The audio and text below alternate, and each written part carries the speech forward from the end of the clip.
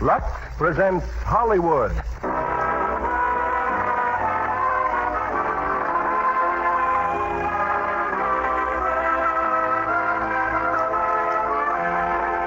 Lux Radio Theater brings you Disputed Passage, starring Alan Ladd, Akim Tamiroff, and Ann Richards.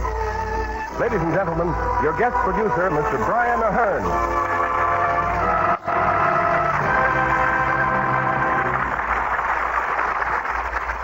Good evening, ladies and gentlemen. One of the world's outstanding men of medicine, Sir William Osler, said at the peak of his career, "Nothing in life is more wonderful than fate. It is the one great moving force which we can neither weigh in the balance nor test in the crucible."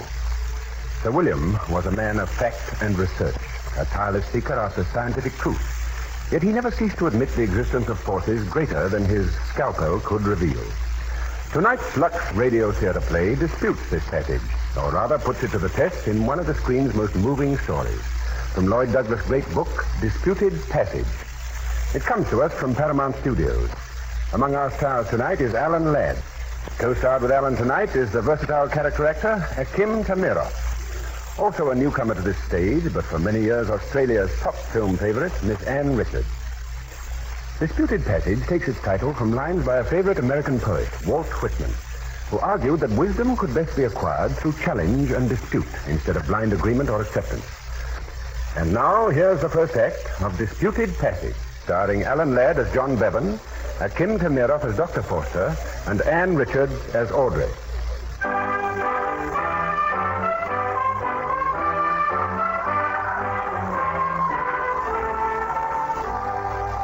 Some 15 years ago, at one of our larger medical colleges, a group of new young students, nervously excited, file into their first class in surgery.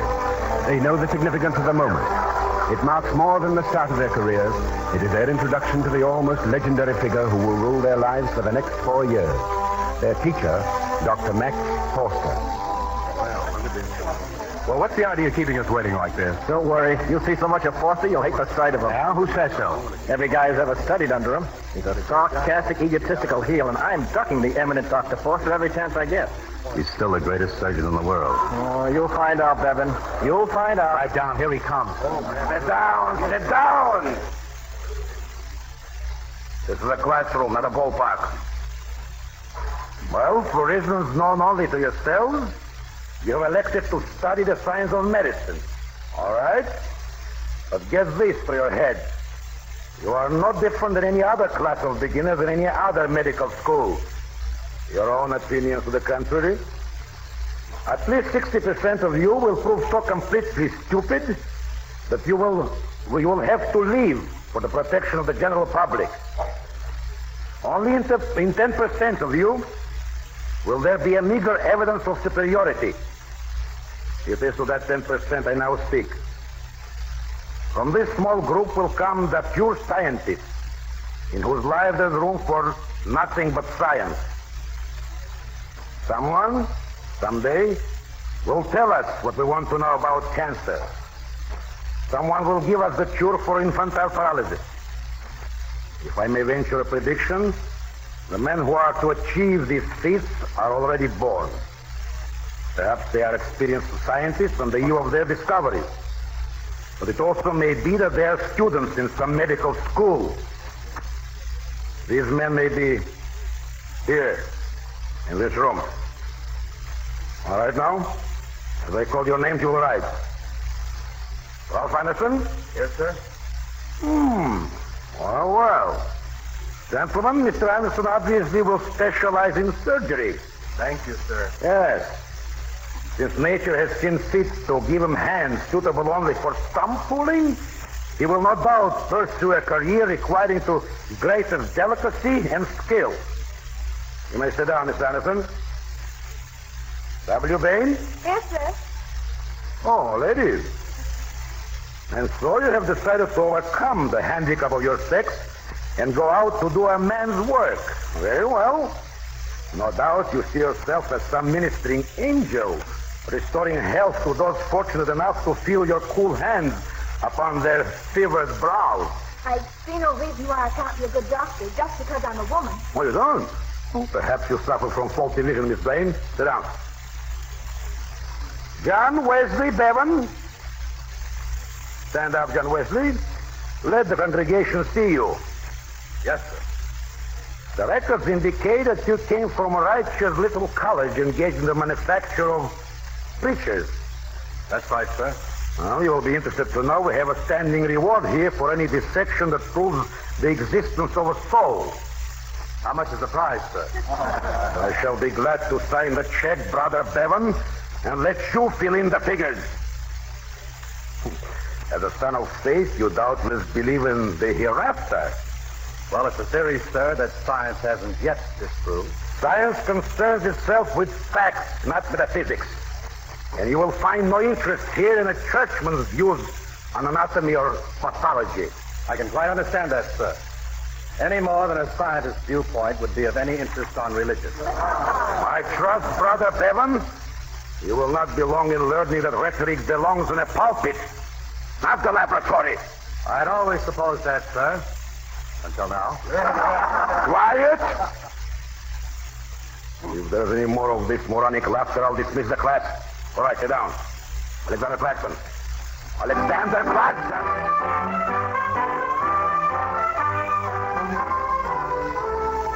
For Pete's sake, Johnny, get your nose out of that microscope. Oh, hi, Andy. I've been looking all over for you. I told you I'd be in the lab. In case you haven't heard, Christmas vacation started today. Yeah. And you said you'd come home with me? Andy, I just can't go. No, come on. I'll help you pack. I can't leave. I've been waiting 5 days to find out how a piece of live tissue reacts to this dose of X-ray. You have, huh? I'll show you how live tissue reacts to roast turkey. I'll take a rain check on that. What are you trying to do? Please, Forster? You couldn't impress that egomaniac with a Nobel Prize. He's still the greatest surgeon in the world. How can you say that after the beating you've taken? He's been riding you all term. Go on, you'll miss your train. Okay, Johnny. Sorry. I hope you and Forster have a dandy time together. Where's Johnny? Inside the microscope. Oh, stick around. You might like to find out what happens when a person blows up spontaneously. Forster, huh? You too. Well. Oh, I'm so mad. To the research man. So long. What's the matter, not going home? Of course not. Dr. Forster doesn't believe in holidays. He just slapped 4 of my anatomy drawings back in my face. Well, what of it, if they're not right? Look, Bob, I'm 23 years old. Maybe not good looking, but not too bad. And I haven't had a date or put on an evening dress or even danced in 4 months. Nothing that I could remotely enjoy. Now, well, why couldn't he wait till after the holidays for his stupid old drawings?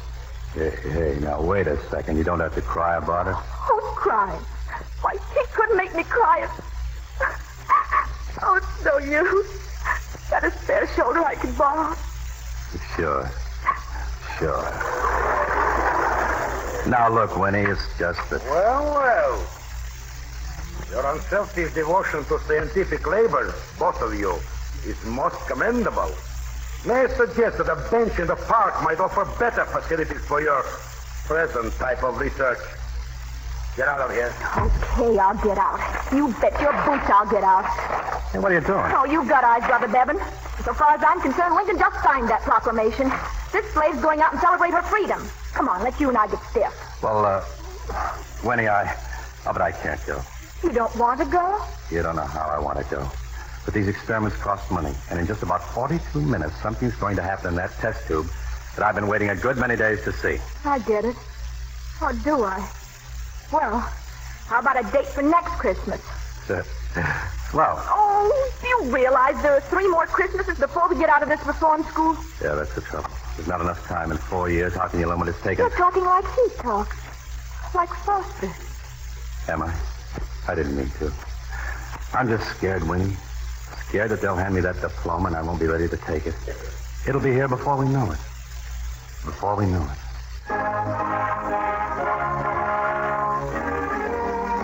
Following midterm examinations, the second-year medical students listed below have been placed on the honor roll. Alberto Fioretti, chemistry. Watson Shelby, materia medica. John Wesley Bevan, surgery and medicine. Joseph Morgan.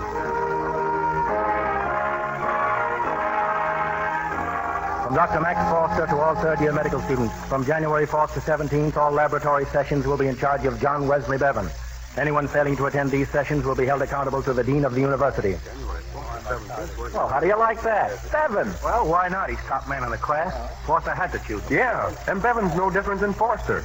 He had a heart when he came here 3 years ago. It's gone now. All work and no feelings. Forster's made a convert, all right. The pure science.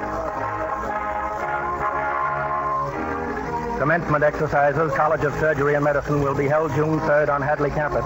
Principal speaker, Dr. William Cunningham, Carlisle Hospital, Shanghai. Gabriel Award for Best Scholastic Record, John Wesley Bevan. Valedictorian, Thomas Lacey.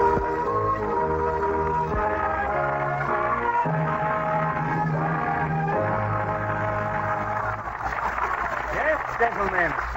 35 years ago, when doctors received their diplomas, they didn't have to know so much. Still, the job we've done hasn't been too bad. I think that's been due to a power greater than our own. You'll learn something of that power sooner or later. It has nothing to do with science. It has everything to do with humanity. In your years here, you've worshipped at one shrine, science. That is as it should be. How do you feel, Dr. Anderson? Never felt better, Dr. Bevan. How do you feel? Fine, Doctor. Then pipe down. I want to hear Cunningham. Why, he's not a doctor. He's a missionary. And a pretty dull one at that.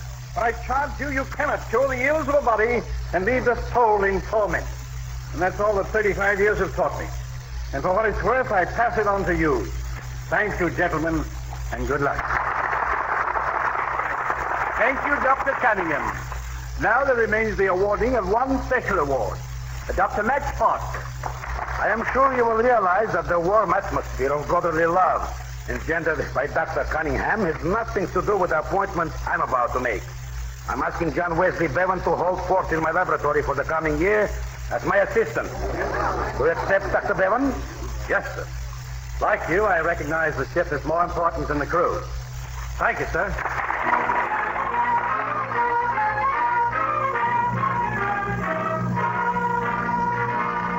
Hey, Johnny. Oh, hello, Andy. Well, leaving for home today? Yeah. What's your hurry? Oh, I got to see Forster. I've started already teaching summer classes. I wanted to talk to you about that, Johnny. Those kids, they're squawking. They'll take it from Forster because he's Forster, but they won't take it from you. You're too rough on them. What do they want me to do? Hold their hands and tell them how wonderful they are? Nobody ever held mine. Look, Johnny, these kids are human beings. They've come here to study and Let them study and stop the grousing. There isn't time for both. No, okay, I'll drop the alarm, Johnny. What's that? It's in Forster's office. Come on, Andy. Sounds to me like somebody's getting murdered. Well, how do you feel now? Well, You okay? yeah, I'm all right. Where's Anderson? Taking your sparring partner to his car. I must have hit Carpenter harder than I meant to. All right, what happened? You know him? Carpenter? Sure, you bounced him out of school last year, didn't you? Exactly, I threw him out. What good was he? A football player who broke the year about his failure and then comes back to pick me up. Didn't do a bad job, did he? I don't like your jokes, Bevan. Trying to press charges? No. Maybe I should to protect society. If I kept Carpenter from being a doctor, that was one crime against society I was able to prevent. No, I want this thing kept quiet, Bevan. Yes, it might give other students some ideas. Nauseated? Yes, a little. Well, throw up or lie down. I'll just sit down. You know, you've had a good licking coming to you for a long time, if you don't mind my saying so. Then why did you stop Carpenter? It so happens there are a lot of things you know that I don't. I got to get them out of you. That's the most cold-blooded remark I've ever heard. Knowing how you despise sentimentality, I'm flattered. Yes, of course. Fortunately, I now have a use for you also. There's a case coming in here tomorrow. Some patient of Brother Cunningham's came from China with him. What sort of a case? A bullet wound in the right arm. Penetrated the medial aspect with seemingly no impairment of function. Understand? Medial nerve? Yes. A few months ago, a pain developed in the hand, not in the arm. An operation was performed, but no relief. What happened? Adhesions liberated without uniting the nerve? Yes, probably. Anyway, another operation is necessary. Sounds as if the nerve fibers have grown out producing an aroma. Good. Very good, Bevan. You'll operate at 10 o'clock. Me? Why not? Afraid you cannot do it? No, I was only surprised you'd be willing to step aside. Well, my fingers, look, when I fell. Oh, I see. Why didn't you say something? Well, just a sprain, but I can't operate. Here, I'll tape it up. Better have an x-ray. No, I said it was just a sprain.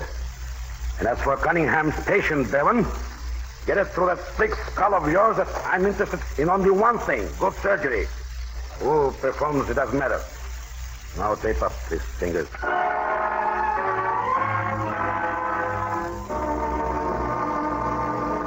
Inside, Dr. Bevan. Oh, thanks. Good morning. I just wanted to, Good morning. Oh, I beg your pardon. I wasn't expecting to see a girl. Where is Dr. Foster? Dr. Cunningham told me he was to operate. Well, he hurt his fingers yesterday, and I'm afraid that he... Oh, I see. It is you who will operate? With your permission, of course. Dr. Forster didn't tell me that. I mean, a bullet wound, you know, I thought Using the anesthetic, doctor, there's no need to talk your patient into unconsciousness. You are in good hands, Miss Hilton. I have explained to Dr. Cunningham about my automobile accident. Oh, please do not think me difficult. It is quite all right. Then we'll proceed. Nurse, call surgery. Dr. Bevan will operate at 10 o'clock.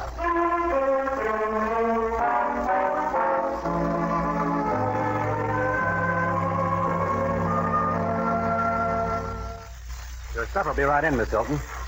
Well, how's the arm? The hand, it is much better.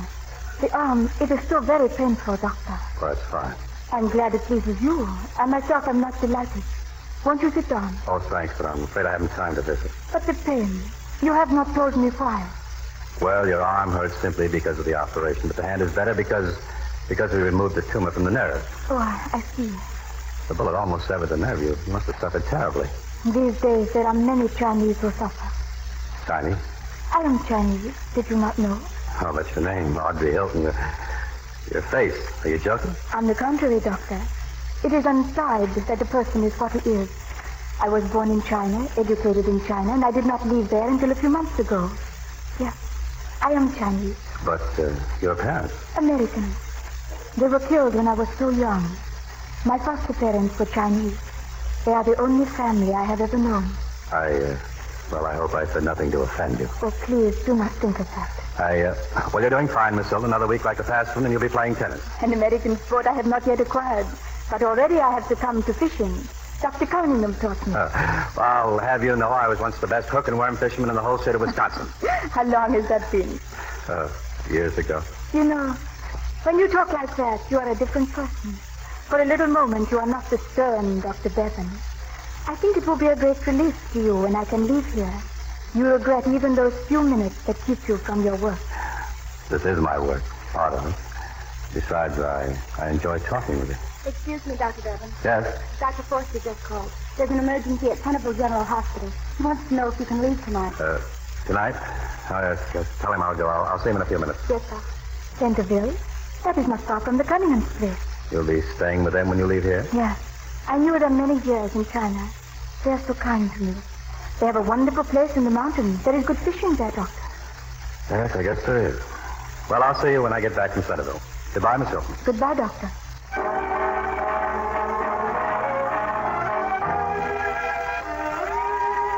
Centerville General Hospital. One moment, please. Dr. Spencer? Hold the wire, please. Centerville General Hospital. Oh, Dr. Bevan. Yes? Dr. Forster's been calling you, sir. Shall I try to get him? Oh, please, can I take it here in the lobby? Yes, Doctor. Hello, Bevan. I heard you were here. Dr. Cunningham. Leaving? Oh, just about emergency last night for Dr. Forster. Lucky I caught you. I can't tell you how grateful I am. That was a wonderful job you did on Audrey's arm.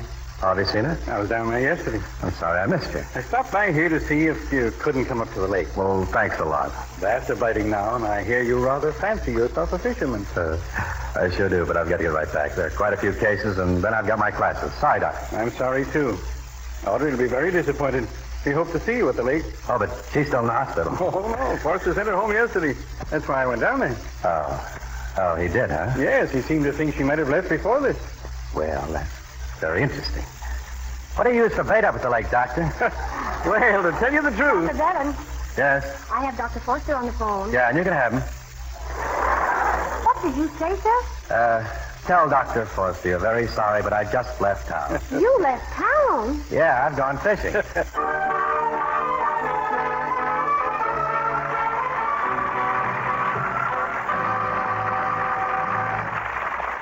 Act 2 of Disputed Passage will continue in a moment. Now, Brian Ahern returns to the microphone.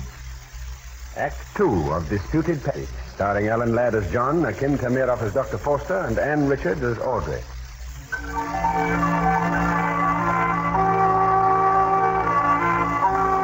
For almost a week, John Bevan has lost himself in another world. A lazy world of freedom and quiet beauty and good fishing. As he walks with Dr. Cunningham back to the lodge, the conversation drifts around to the old doctor's other guest, Audrey Hilton. By the way, how did she get that bullet in her arm in the first place? Audrey hasn't told you? No. Her home was in the interior of China. When the Japs came through, well, I guess Audrey was lucky at that. She's alive. She told you nothing of her background? You mean about China? Yeah.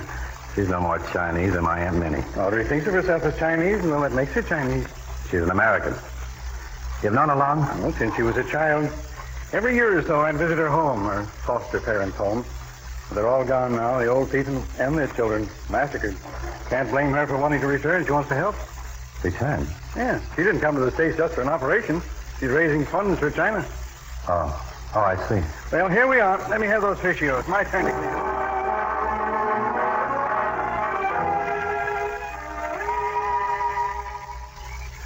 But I've been away from this sort of thing so long, Audrey. It's hard for me to realize it exists beyond hardware store calendars. What exists? Oh, things like this. A lake in the moonlight, great tall pines, bass, jumping. The works. John, that telegram. What did Dr. Forster want? Me? Well, I'll leave Sunday night. You know, I haven't thanked you for getting Dr. Cunningham to ask me here. I was surprised. I did not think you would come. You think I'm just a machine, don't you? I think you may become one. If there's a wall around me, it's because I deliberately built it. You or Dr. Forster? He started it that first day when I came to his class. And later when I saw him work, and I thought I had never seen anything so beautiful in my life. So you decided to be just like him? I hated Foster as a person. In some ways, I still do, but what he stands for, that's different. Well, I swore that nothing would interfere ever with what he taught me to go after. That explains so much. How do you know what I'm talking about? Oh, but I do. That's why we were drawn together. I do have a wall, but not of my own choosing. That is why we can be friends. Audrey. Yes? What you said just now about our being drawn together. I should not have said that. I'm glad you did. I want to ask you something. You may ask me anything. I want to kiss you. You wouldn't mind? No. My technique, it's pretty amateurish, isn't it? Audrey, what's wrong? Nothing. Well, of course there is. I acted like a kid. No. But you will soon forget because you are seeking to avoid life. I shall remember because I am lonely and seeking to enter into it. Do you think that by accepting the unworthy friendship of a miserable doctor, you might feel less lonely? I am sure of it. Provided the honorable friend of Lan Ying would not find her a nuisance. Lan Ying? My Chinese name. Sometimes I get so hungry to hear the sound of it. Lan Ying? Please. You will go back to your world and I to mine. But we shall be friends forever. Is it not so? I hope so, Audrey. What time is it? What time? Oh, it's a little after 9. Why? Because we must go back now. I am leaving tonight. What are you talking about? I am going to New York and to Washington. Oh, every now and then I think I understand you, and then up comes something like this. Why didn't you tell me you were late? Please. I also have my work to do. In my little way, I do what I can for the Chinese people. Oh, I see. Let us walk back now.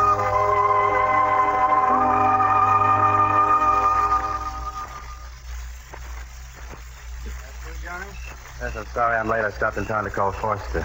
Audrey get off all right? Mm-hmm. Ma's gone to bed. Thought I'd have a last pipe out here on the porch. Sit down. Thanks. I'll be going back myself in the morning, Doctor. Not very flattering. The minute Audrey's gone... Well, I can't say that I won't listen. It's Forster, huh? Yes, I'm afraid I let him down running off here like I did. That's nonsense. You should have known Max when he was young. We lived together in Vienna. We had a lot of fun. A lot of fun. Fun? Yeah. Him? He was the happy-go-luckiest fellow you ever met until she died. Elsa. Elsa? They were engaged. He went completely to pieces when she died. Nothing but a bad appendix, but doctors didn't know then what they know today. She was dead in 2 days. That's why Max came to America. Forster in love. I didn't think he could be so human. You don't suppose people are born that way, do you? Max has never changed. No, I'm afraid he never will. Never.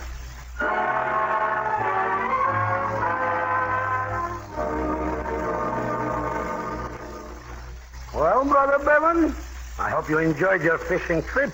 Very much, thanks. I'm surprised that a great humanitarian like Cunningham would indulge in such a cruel pastime as fishing. Or does he draw the line at the soul of a pickerel? I don't know, sir. We were fishing for bass. Now that you've had your little outing, you might get around to reporting on that case at Centerville. Professor? Yes, except the man will never walk again. That was to be expected. I spoke to the superintendent about finding him a job in the hospital. Why? What business is that of yours? None. I just felt like doing it. You mean that Cunningham impressed upon your mushy mind the notion that social uplift is more important than surgery, As a matter of fact, we did talk about the case. Mm-hmm. Well, it may interest you to know that we're to have his noble influence here, too. Yes, he's been asked to lecture for the next term. Oh, that's fine. Now, if you don't mind, I have a class of new pupils. Go ahead. Feed them on the milk and water. Tell them what noble little knights they are. Yes, soften them up for Cunningham. Tell them to be doers of good deeds and inferior doctors. You'll find my classes conducted as they should be. When they're not, you can always have me fired.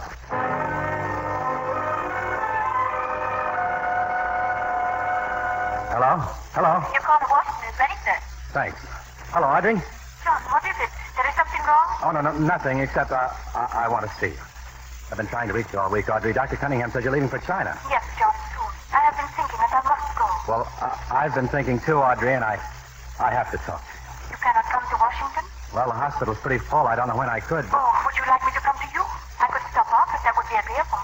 Oh, nothing would be more agreeable. It will be several days yet. I will send you a telegram. Oh, that's wonderful, Audrey. I'll be waiting. I realize what an imposition this is, Abbott. Now, if you feel at all uncomfortable... Please, Professor, it is a great honor for your humble student to cook the dinner.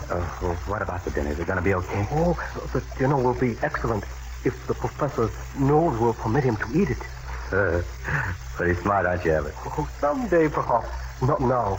Look, where the Chinese like you get the name of Andrew Abbott? In your classes, the students are seated alphabetically, sir. The A's nearest professor. The Chinese like to be close to the fountain of wisdom. Also, Yes? being close, the tendency is to be called on first for answers. I have observed that if the first student answers incorrectly, the professor is not as furious as when the third person fails. That is why I am Andrew Abbott, sir. Now, if I may retire to your kitchen, sir, I suggest you welcome your guests.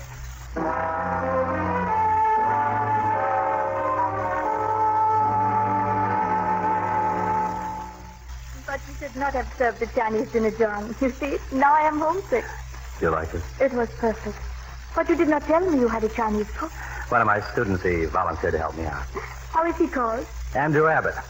But if you hadn't liked his cooking, I was going to change his name to Tabisco. Tabisco?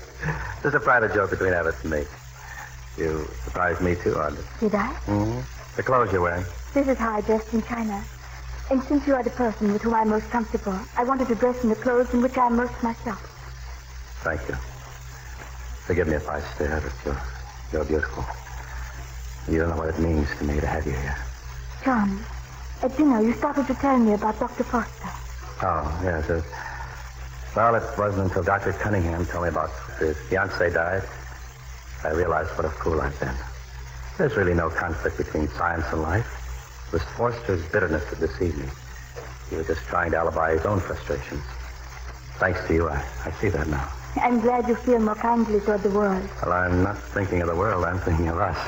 You have been thinking of others, too.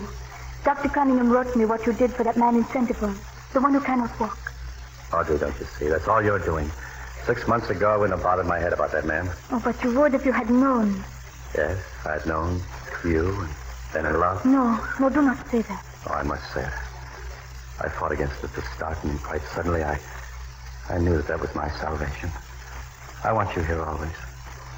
I want to marry you. No, that cannot be, and you must realize that. Our lives are so completely foreign, completely different. Do you remember, John? I once told you I, too, had a wall that kept me from you. What is it? A promise. A solemn promise fulfilled. If you'd only tell me, maybe I could... No, I cannot tell you. It is my own problem. and I have to work it out myself. In China? I thought so when I came here tonight. But perhaps not. I think I shall return again to Washington. But how long will it... I'm sorry, excuse me, please. Hello? Hello? Yes, this is Bevan. Yeah, I see. Blood count? Why did you wait? All right, get him in the surgery. I'll be right over. I see, dear. That's what you like to be. I got to leave Audrey Hospital. Will you wait for me? No, but I should like to stay here until it is time to go. Go back to Washington? Yes. But one promise I will give you. If I ever do come back here, it will be to stay. Goodbye, darling. For a little while. For a little while, yes. I too hope so.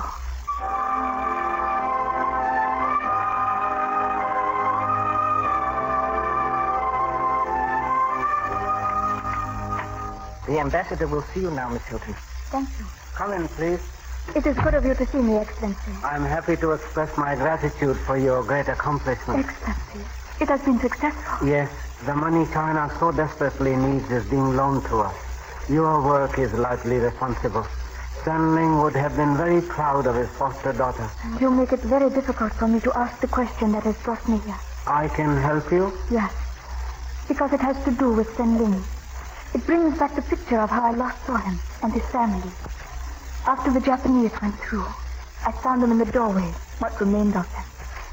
As I stood there, I made a vow that so long as I had life, that life would be devoted to repaying the debt I owed to them. And now I come to ask you if that debt has been discharged. I must be sure that I have fulfilled my promise to him. Your debt is discharged many times over. Your promise is fulfilled. Thank you. I knew what was in your mind when you were announced as Miss Hilton instead of Lang Ying. And that is as it should be. You realize at last that you are an American. Yes, for the first time. And I hope he is a very nice young man. How did you know? What else could call you back to where you belong? Yes, he is a very nice young man.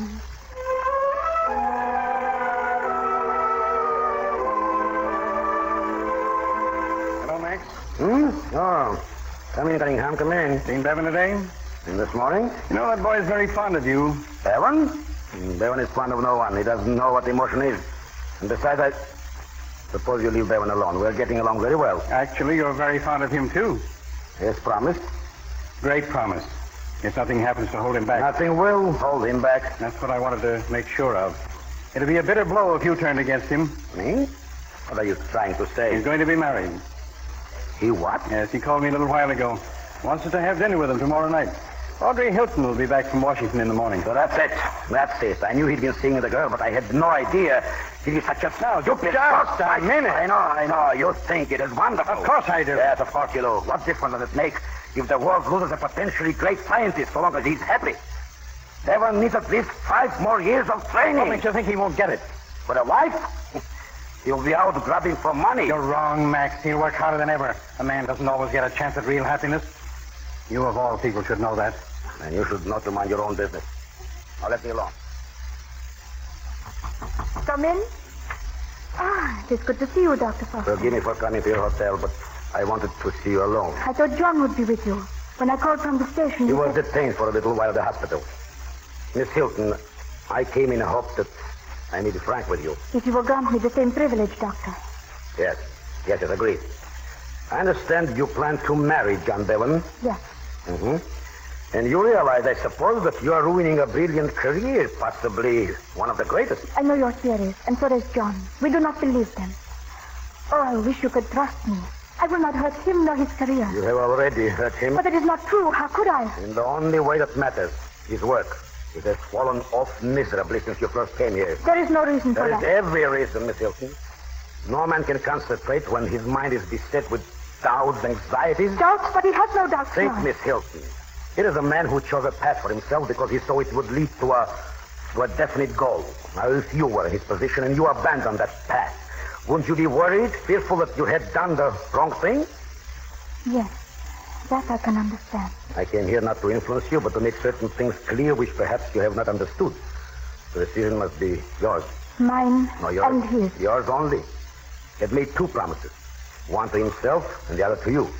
And he will break the first before he breaks the second, for he thinks then he hurts only himself. But you and I, realizing what he could make of If you himself... don't mind, Doctor, I think you have told me enough. You're an intelligent woman, Miss Hilton. I beg you to think it over. Good day.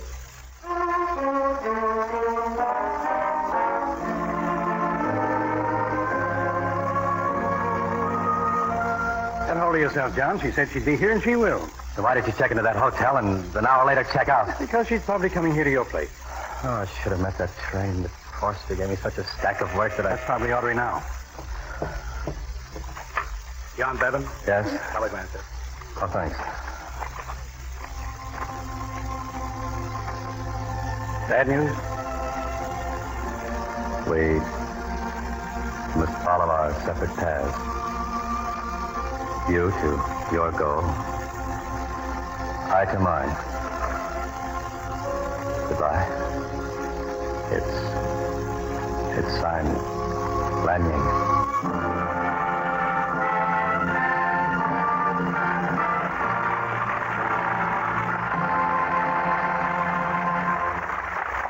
We pause now for station identification. This is CBS, the Columbia Broadcasting System.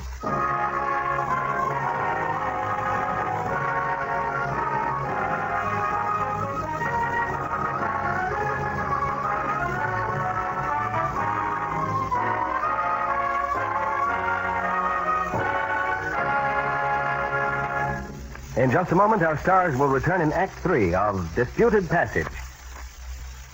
Now, Brian Ahern returns to the microphone. Act 3 of Disputed Passage, starring Alan Ladd as John, Akim Tamiroff as Dr. Forster, and Ann Richards as Audrey.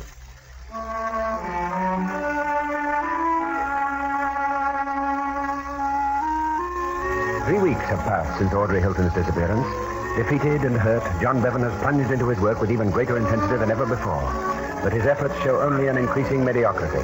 And the first to notice it is Dr. Max Forster. You sent for me? Bevan, what in thunder's the matter with you? All right, what is it you want? I want you to get hold of yourself. Moping around like a sick calf. I'm getting fed up, Bevan. Tell me what you want, and I'll do it. But I don't have to listen to any of you. Oh, you don't? Having straight, plain facts is a little too strong for you, is it? And I thought you had backbone. Well, I was wrong. Oh, but that's impossible. You couldn't make him. I made one in you, and I admit it. The cold-blooded Dr. Bevan, the true scientist. Look at yourself. Sniveling pub. Afraid to face life. My heaven, that girl had more stuff in her. Girl? What girl? What girl? What girl do you suppose? Look at me. You talk to Audrey. Take your hands off me. Tell me while you got a chance. You gonna go away? Yes. Yes, I talked to her. And she saw how stupid the whole thing was. Oh, you swine, you cold-blooded little hypocrite. You talk about backbone. Do you think you're fooling me? You'd been married now if you'd had the chance, but she died, didn't she? Bevan. Just because you couldn't be happy, you don't want to see anyone else happy. That's why you sit on your little tin throne and try to play God. I did what was best for you. You were throwing away your life. That's a lie. With her, I'll do everything I ever wanted to be, including a better man than you, because I'll know something you will never know. I'll know what's inside of people besides blood and bones and nerves. I'll know the thing inside them that really matters. Come back here. I'm not through with you. Well, that's too bad, Dr. Forster, because I'm through with you. I've been your stooge, done your work, taken your abuse, but now I'm free. And I'm clear now. And where do you think you're going? To find her. Save yourself the trouble, Brother Bevan. The Hilton girl has gone back to China. All right, then I'll go to China.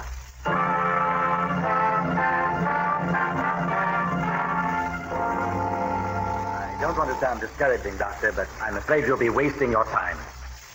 I came to China to find her, and I'm not giving it up now.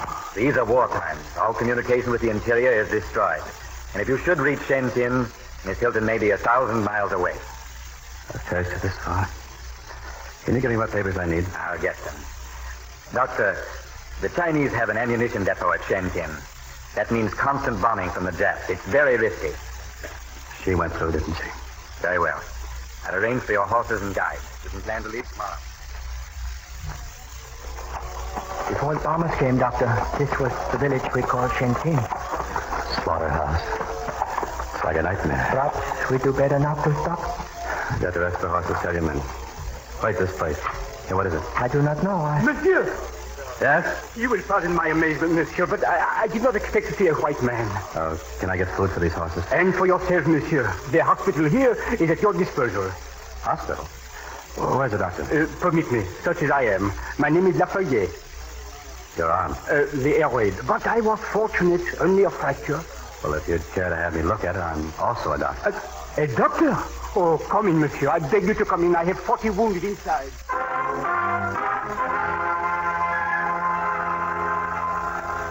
And you attempt to handle all these patients yourself? Well, there's little choice. But I have 2 good nurses, Chinese. Thank you for looking at the old woman. She'll be all right in a few days. Monsieur, there's a child, a little girl. I'm sorry. I haven't time. I have to push on. Yes, I understand. I regret I cannot help you, but I have not heard of the girl you seek. Maybe if I come back this way, I can stay longer. Yes, of course. What's the use? A few minutes more won't matter. Show me the child. This one, monsieur. Her leg. We have not had time, and this arm of mine... Here, let me see. Broken. Yes, monsieur. In 4 places, as best I can tell. I have no more x-ray. Tell my guys to unsaddle the horses. I'll stay.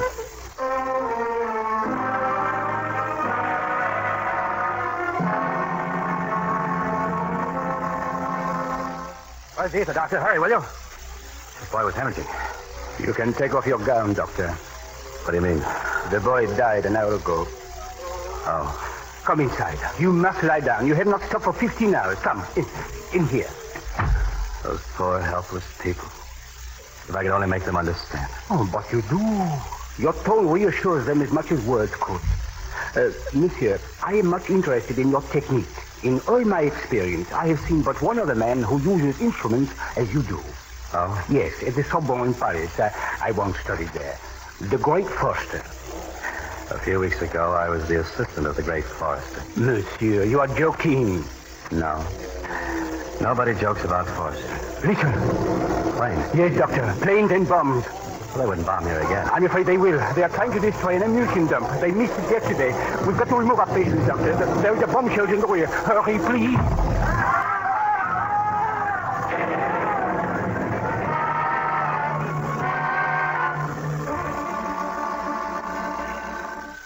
Hello? Hello, Dr. Max Foster, please. This is Dr. Foster. What is it? Cablegram for you, Doctor. Cablegram. From China, Guangxi province. Read it. John Levin wounded air raid. Shrapnel embedded in brain. Holds no hope. It is signed Basel Leperrier. Mission Hospital, Shandin. I think, thank you. Nurse. Yes, doctor.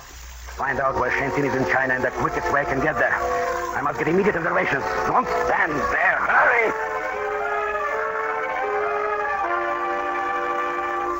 It is incredible you got here at all, Dr. Foster. But you cannot expect to do the impossible. Even under the best conditions, No one is dying, but he's still alive. We must do what must be done. operate here? Yes, of course. Well, there's a Chinese doctor with him now, Dr. Chong. He can help you more than I. My arm. Oh, yes. But you'll stand by. I may need it for transfusion. Now get your surgery ready. Lafayette. Yes. The girl, Miss Hilton. Did Devon find her? No. In his delirium before the coma, he asked for her so many times. We are trying to locate her. You know where she is? On your rumors. A village 100 miles up the river. There is talk of a white girl who drives an ambulance. A white girl with a Chinese name. Stand for her. We have already. Perhaps she is the one he We're saw. wasting time. Now start anesthetic. I'll be right in. What's weakening, Doctor? Respiration 12. Where's Lafayette? Yes. Look. The course of the shrapnel. You see, it has penetrated the frontal lobe. We shall find it about the fissure of Orlando. There is nothing we can do. Nothing? Why, we can remove the pressure. The patients inside, they are praying for Let them. them pray to take their minds off of themselves. Light. Where is more light here? If you were Bevan doctor, would you want prayers or my skill? I would rather not answer that. Where are retractors?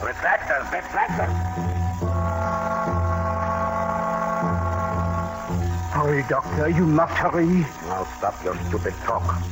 My forehead. Wipe my forehead. The pulse becomes weaker, Doctor. Transfusion. Lafayette. We are prepared. Fighty. Les bongoirs. 30 minutes more. Perhaps less. Less. Yes, he may die.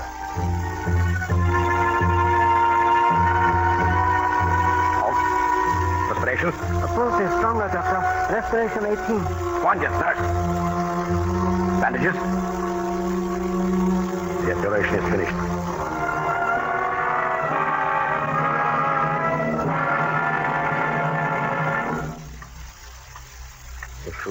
started to rally hours ago. The pressure was lifted. There is still hope, Doctor. He holds his own. I tell you, I cannot understand it. You must not harass yourself.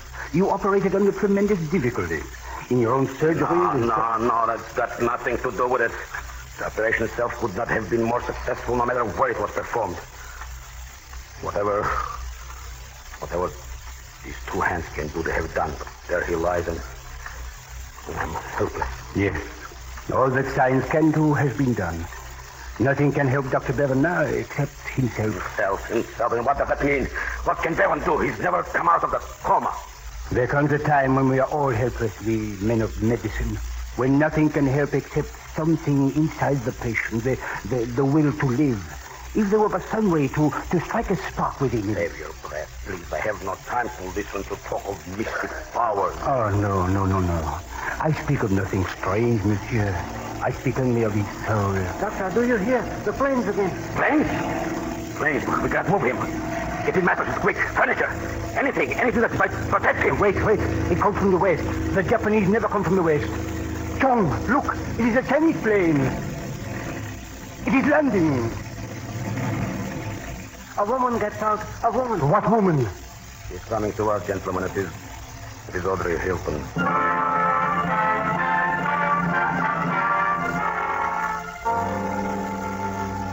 But he wakened during the night. He knew me then. I'm sure he knew me. Perhaps, Miss Hilton. Perhaps I hope so. Where's the white? He lies there as if you... John, I am here. I am here to stay. Please don't leave me now. Please. Listen tonight. Don't you hear me, darling? Please come back to me. It is only a little way back. His eyes. He's opening his eyes. John. They close again. Still the coma. Yes. Miss Hilton, there's really nothing you can do. You should get some rest. I will stay. He may wait. He may wait.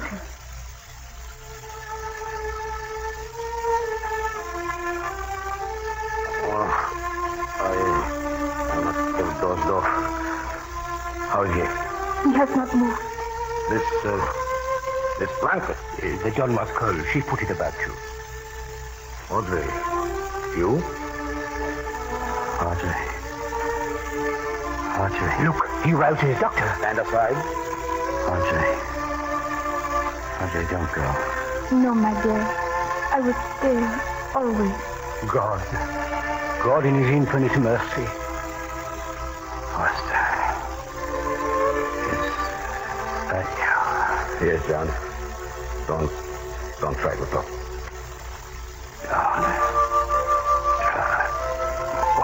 Water. No, it is too soon. Not yet. Tired. So tired. Sleep, my darling. The sun will be here when you wake. The sun and I. The sun and you. Doctor. All I could do, I did. It was not enough. What do you say? Look at him. The shock. It was too much for any human. But he's breathing. It is regular. Sometimes I think after a year, he's sleeping. In his face, the color returns. He will recover. Thank God. Oh, thank God. Audrey, come here. You saved his life. No, not I. Nor science. It was something beyond us. Audrey, I don't know if you can forgive me, either of you. But what I did to you both, I thought it was for the best. I wanted him to be as great as I knew he could be. Please try to believe that. I believe. I thought I had given him the greatest strength any man could know. Silence. But I have seen something even greater. Surely there is a God in the heavens where I have seen. Yes, I have seen his miracle.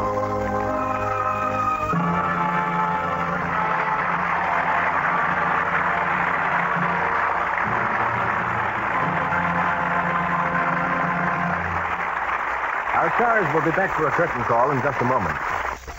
Now, back to Brian Ahern and our stars. Well, I'm sure we're all grateful to Alan Ladd, Akim Tamiroff, and Ann Richards for their excellent presentation of tonight's play. And I must confess that after 15 appearances as an actor on Lux, it was sort of fun to sit on the sidelines for a change and watch. Oh, you deserve it, Brian. No, I'm sure we're all glad to be back, if only to welcome such a delightful newcomer to this stage as Miss Ann Richards. Thank you, Mr. Hearn. You gave me a charming leading lady, Brian. I can readily see why she's Australia's favorite screen star. Well, I think she'll be one of America's favorites, too, when she's seen in the new picture for Hal Wallace. Yes, in love letters, Anne is letter perfect. Well, what have you been doing at Paramount, Akim? Me? Watching Alan Ladd. Watching Alan? What, with Ann Richards on the lot? Well, she's been watching Alan, too. Yes, you see, we are both interested in horses. I see. And Alan sort of reminds you... Well, I think Akim is talking about the picture I was making, Brian. It has a lot to do with horses and horse racing. Yes, with all the tracks closed, Paramount was the only place where you could spend a day at the races. Well, if you're interested in riding, Anne, you should have seen Akim as Pablo in For Whom the Bell Tolls. I did. And does he ride a horse? Yes, I never thought anything filled with hay could be so hard. Good night. Good night. Good night. I hope we meet again.